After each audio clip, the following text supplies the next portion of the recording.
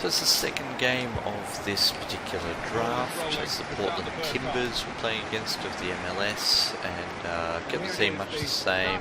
I think I made one change in midfield, but nothing too consequential. Still got Lineker trying to work out how he fits in as a midfielder. And just scoring early goals from outside the box. That's a finesse shot from outside the box. They recently nerfed those apparently, but again, against a keeper of the quality of a Portland Timber keeper, it was enough to get by. So much room outside of the foot. It's just so much fun to have players that do what you tell them to. I think FIFA works best at both ends of the spectrum. I enjoyed it more, surprisingly, playing with bad players than I did with relatively good players, like that German team that I have in my normal squad. It's good but not spectacular. Their players probably have 3- and 4-star skill ratings. And it's basically predictable about what happens when each player touches the ball, but then they can't do anything that special with it. Whereas my rambling point being, at the bottom end, with really weak players, the ball can go anywhere. You take your first touch and it can go anywhere, and same with the opposition. And that's kind of fun in a weird way. It makes it interesting, and it's not quite random because you can still affect that by taking skill touches, by taking close control, by shielding the ball. But when you do that well, it stands out compared to the normal touches of players. And at the other end, at this high end, where you've got Rakitic passing to Lineker, and then Cruyff taking on 2 players with a dribble, the control, the speed at which your input turns into something happening on the field is so high. The runs they make are smarter. The shots you can give just that little bit more power to. They fly off the boot a little bit quicker. Everything just works better. So you're in control at this sort of level, which is great because there's nothing worse than hitting a button to do something and it doesn't do it, not because the game isn't keeping up or anything like that, just because it says, well, that player has bad reaction, so I'm going to wait a split second before doing something. Second goal. Yeah, that sort of thing is frustrating, whereas with this, with the best of the best, you get to see all of their little flicks and touches. I mean, there's the close control button and then flick the right stick. On a normal player, you've got a normal player with bad skill. Yeah, somebody like Alexander. Well, let's go with it. Killing. Left bumper in and a flick. He does a little step. He's got a little bit of a drag. Very standard moves. We get Cruyff doing the same inputs.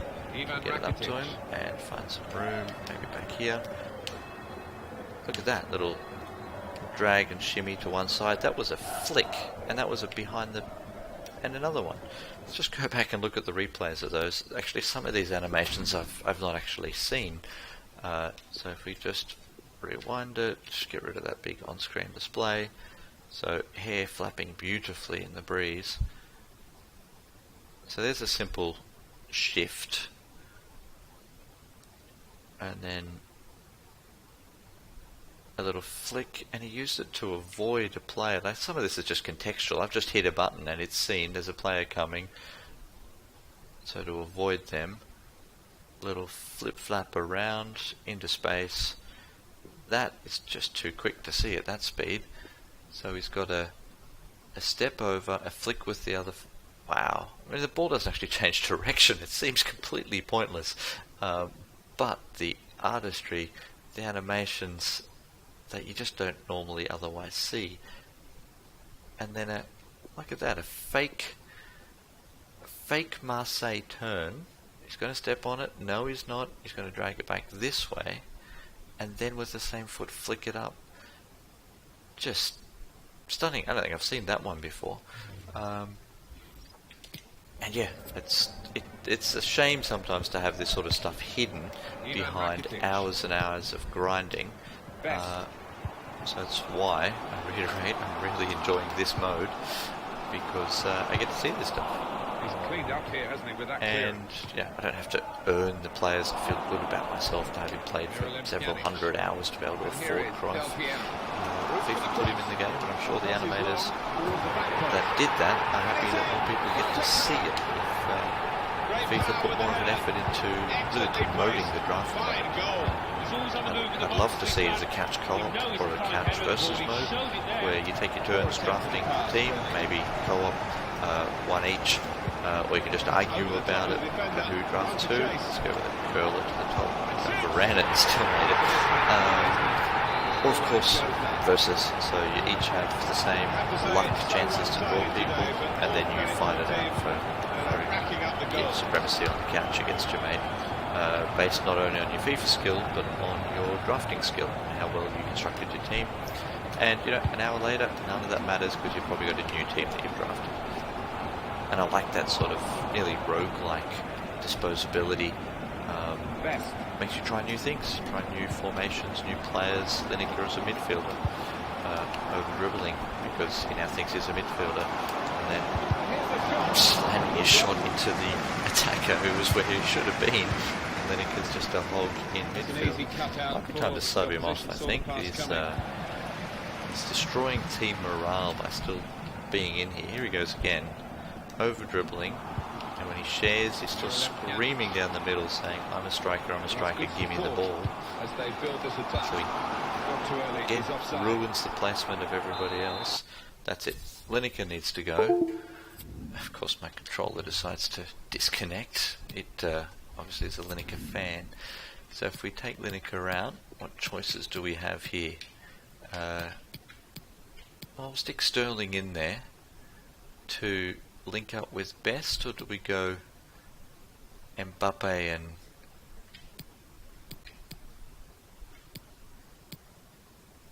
well, we'll stick a more regular player in there and see if they stand out as not having the skills as everybody else. And maybe they'll be more willing to accept their role as a midfielder. Gary obviously wasn't.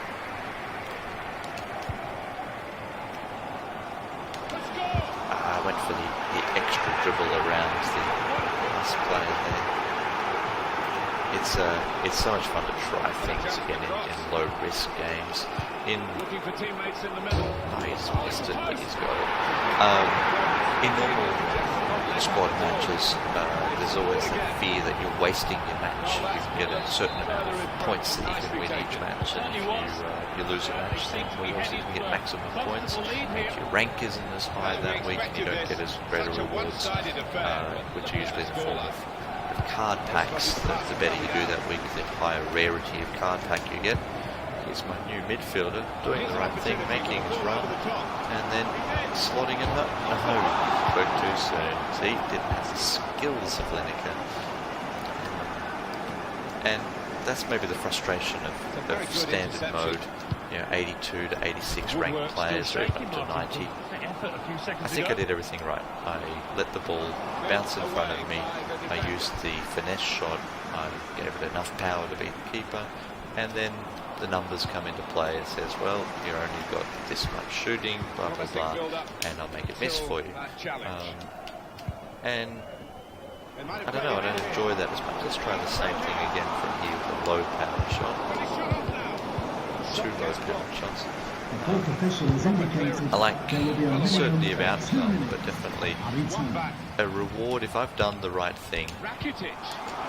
Timed that well, which I didn't, so it makes sense that it was saved. Then give me the endorphin hit for scoring a goal. That's the super sub score. I'm playing extra fun. I don't have time to grind out a couple of hundred of hours so I can get the rights to earn Messi to play as Messi.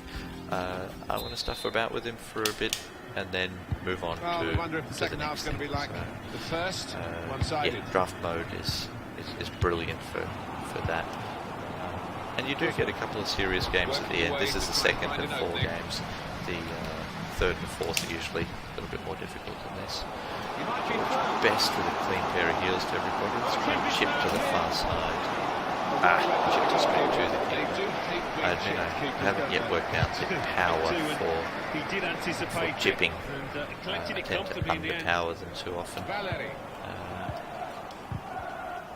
There is in my mind anyway, a link in difficulty levels that keepers rarely rush out on these lower difficulty levels, which makes timing a chip really hard. On the higher difficulty levels, they're much more lawyer-like and willing to race out, which means you need to make a quicker decision, but it also opens up chip shots, and it's just something so satisfying about chipping a keeper. But yeah, look, he's planted on his line, which I guess makes sense here, but as soon as you get even closer like this, he remains planted on his line, and you notice on the world-class difficulty levels and later the willingness to come out is much greater. That's Chiellini thinking, just really got the attention. So you're trying to set piece to crowd the keeper and then keep somebody. There's nobody crowding the keeper. Go crowd the keeper, guys. See, they're all superstars and they won't listen to me anymore. Maybe that's the problem. Try and drag it out here for a silly volley. Worth the shot. Now that's a throw. So yes, these games devolve by this sort of time into just trying weird shit, which yeah, is fun, but it can sometimes be exhausting when you're just trying to amuse yourself instead of naturally playing into the gaps and trying to work out where you should be playing. I know I should just take my time here, pull this back, and wait for an overlap, which is shortly coming. Keep coming, come on, do I have to? But what I really want to do is score a spectacular long-range first-time shot, so I'm trying to play for that instead of doing what I should be doing. So who have we got here that can come screaming in? There's really nobody left to run into the central area here, maybe. First time shot. Everything I wanted from it except the result. But yeah, just playing for the woodwork still shaky, Martin, from that effort a few seconds ago. Time to test another theory. I think that if you drag a central defender out with the ball, the AI doesn't quite know who to bring out to cover them, and will let you run just a little bit too far. So 1-2 pass here. Just get him up high enough. The AI knows who to cover, but suddenly there's this extra player here, and I'm not quite sure. See, the defender ran away because he's got a nominal position player he's meant to be marking, and running around with the central back up here confuses things. Let's open up for more crazy long range ping attempts. Maybe it wasn't quite as clear as I thought it would be, but a few times I've, especially with Mats Hummels, run him up out of central defence, and teams have just backed up. So if Chiellini can, look, there's no pressure at all, and this just would not happen. There's a little bit of pressure now, I guess, but that's the advantage of having a centre back. They're so strong, they just hold people off and then continue the run. We'll just see how far we can take this. He's got no speed, he's just going to hold off. Maybe go with a post-up play, basketball term, and just try and back his way in. Starting to focus on him. A 1-2 to drag him even further up the field, and as he comes back from that offside position, try and play him in again and work out backwards. Took another centre back to dispossess him. That kill enough time to have the game nearly be over. Alexandro, Miralem Pjanic, Gylfi Sigurdsson. I can never get that little rainbow flick, and you would think that with Cruyff it would be easier to do. Not often you get to this level double of game tap as forward should flick it up. It's great for the Obviously team with all the Rakitic goals, doesn't have the the others fancy just dribble waiting skills. for the final whistle. Cruyff again, just straight damage up limitation in these closing pitch. minutes. No, back. There it is. It's that, yeah, it's that back forward. But I can never get the rainbow flick to actually flick. He always runs it against his leg.